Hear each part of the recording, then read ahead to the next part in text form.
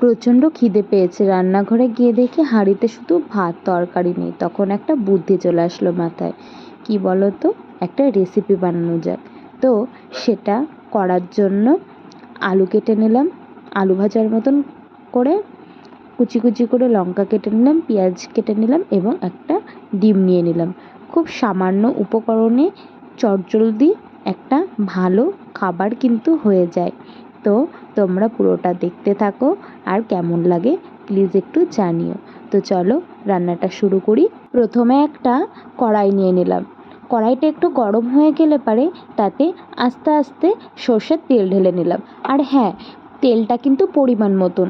যদি ভাতটা বেশি থাকে তাহলে বেশি, কম থাকলে কম পরিমাণে তেলটা নিতে হবে। এবারে তেলটা গরম হয়ে গেলে পারে কুচি করা লঙ্কা এবং পেঁয়াজগুলো একে একে গরম তেলের মধ্যে দিয়ে দিতে হবে। তারপরে পেঁয়াজ আর লঙ্কাটাকে ভালোভাবে নাড়াচাড়া করে নিতে হবে এবং যখন পেঁয়াজ আর লঙ্কাগুলো একটু ভাজা ভাজা হয়ে আসবে তখন দিয়ে দিতে হবে আলুর কুচিগুলো, মানে আলু কেটে রাখা ছিল সেইগুলোই দিয়ে ভালো করে নাড়াচাড়া করে ভালোভাবে ভেজে নিতে হবে। আর এইদিকে মেয়ের রাত্রের খাবার আমি বসিয়ে নিয়েছি। আগে ওর খাবারটা কমপ্লিট করে নিলাম। তারপরে এই দেখো, সে আলু ভাজার মধ্যে একটা ছোট্ট ডিম আমি ভেঙে নিলাম। যদি তোমরা মনে করো এইভাবে ডিমটা দেবে, দিতে পারো।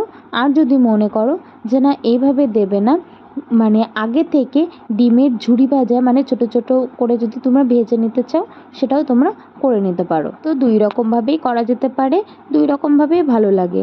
আর এর মধ্যে আমি দিয়ে দিয়েছিলাম স্বাদ মতন লবণ। যদি তোমরা হলুদ খেতে চাও তো একটু হলুদ দিয়ে নেবে। তো সেই দুটো আমি দেখাইনি, স্কিপ করে গেছি, তোমরা তোমাদের মতন দিয়ে নিও। তারপরে আমি একটু নাড়াচাড়া করার পরে ভাতগুলো ঢেলে দিয়েছি। তারপরে ভাতগুলোকে আমি একসাথে মিক্স করে দিয়েছিলাম ভাজাগুলোর সাথে। এবারে ভাতগুলোকে হালকা আঁচে খানিকক্ষণ নাড়াচাড়া করেই স্বাদ মতন লবণ যদি হয়ে থাকে তোমরা নামিয়ে দিতে পারো। আর আমার মেয়ের খাবার রেডি, দেখতেই পাচ্ছ। আর আমি খাবারটা নামিয়ে নিয়েছিলাম একটা থালায়। যদি তোমরা মনে করো সস দিয়ে খাবে তো সস উপরে দিয়ে নিতে পারো এবং সামান্য স্যালাড দিতে পারো। তো আমি কিছুই দিইনি, আমি এমনিই খেয়ে নিয়েছিলাম। হয়ে গেল আমার কম সময়ে রাত্রের ডিনার।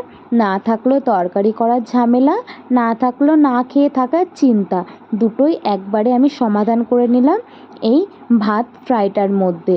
তো যাই হোক, তোমরাও কিন্তু বাড়িতে একবার ট্রাই করে দেখতে পারো।